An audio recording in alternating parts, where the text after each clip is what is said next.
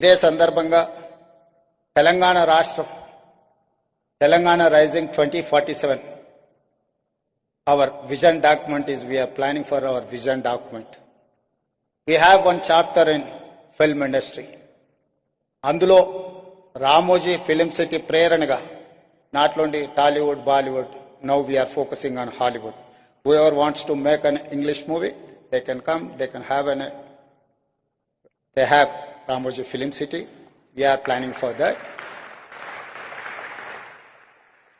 భవిష్యత్ ప్రణాళికలో 2035కి తెలంగాణ రాష్ట్రం $1 trillion ఎకానమీ, 2047కి $3 trillion ఎకానమీని తెలంగాణ రాష్ట్ర ప్రభుత్వం ఏదైతే ప్రణాళికలు రచిస్తుందో అందులో సినిమా ఇండస్ట్రీకి ఒక ప్రత్యేకమైన చాప్టర్ ఉంటుంది.